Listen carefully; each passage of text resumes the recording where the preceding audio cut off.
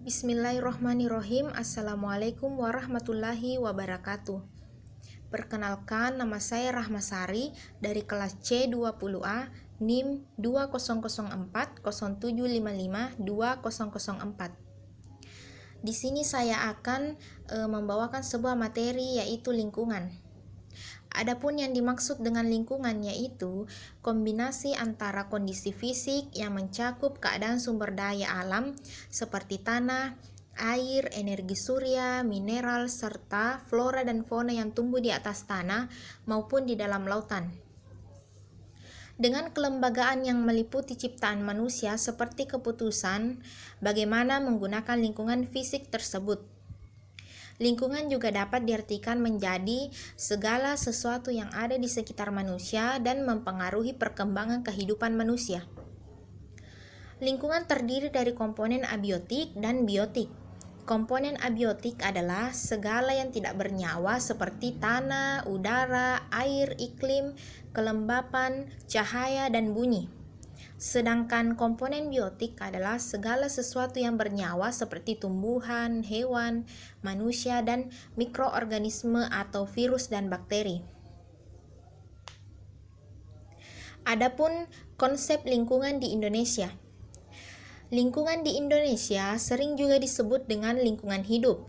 Misalnya, dalam Undang-Undang Nomor 23 Tahun 1997 tentang Pengelolaan Lingkungan Hidup, definisi lingkungan hidup adalah kesatuan ruang dalam semua benda, daya, keadaan, dan makhluk hidup termasuk manusia dan perilakunya yang memengaruhi kelangsungan peri kehidupan dan kesejahteraan manusia serta makhluk hidup lain. Pengertian lingkungan hidup bisa dikatakan sebagai segala sesuatu yang ada di sekitar manusia atau makhluk hidup yang memiliki hubungan timbal balik dan kompleks serta mempengaruhi antara satu komponen dengan komponen lainnya. Pada suatu lingkungan terdapat dua komponen penting pembentukannya sehingga menciptakan suatu ekosistem, yakni komponen biotik dan komponen abiotik. Komponen biotik pada lingkungan hidup mencakup seluruh makhluk hidup di dalamnya, yakni hewan, manusia, tumbuhan, jamur, dan benda hidup lainnya. Sedangkan komponen abiotik adalah benda-benda mati yang bermanfaat bagi kelangsungan hidup makhluk hidup di sebuah lingkungan, yakni mencakup tanah, air, api, batu, udara, dan lain sebagainya. Pengertian lingkungan hidup yang lebih mendalam menurut Nomor 23 Tahun 2007 adalah kesatuan ruang dengan semua benda atau kesatuan makhluk hidup, termasuk di dalamnya adalah manusia dan segala tingkah lakunya demi melangsungkan peri kehidupan dan kesejahteraan manusia maupun makhluk hidup lainnya yang ada di sekitarnya. Adapun kerusakan lingkungan hidup, terdapat beberapa faktor secara mendalam yang menjadikan kerusakan lingkungan hidup, yaitu faktor alami. Banyaknya bencana alam dan cuaca yang tidak menentu menjadi penyebab terjadinya kerusakan lingkungan hidup.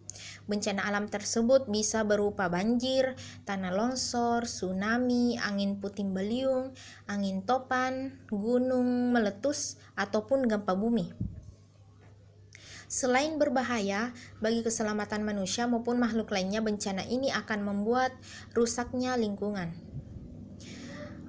Adapun faktor yang kedua yaitu faktor buatan. Manusia sebagai makhluk berakal dan memiliki kemampuan tinggi dibandingkan dengan makhluk lain akan terus berkembang dari pola hidup sederhana menuju ke kehidupan yang modern. Dengan adanya perkembangan kehidupan, tentunya kebutuhannya juga akan sangat berkembang, termasuk kebutuhan eksploitasi sumber daya alam yang berlebihan.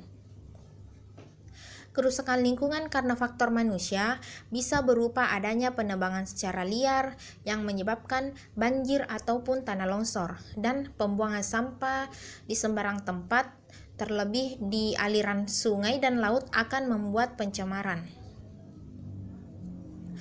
Dan adapun upaya pelestarian lingkungan hidup.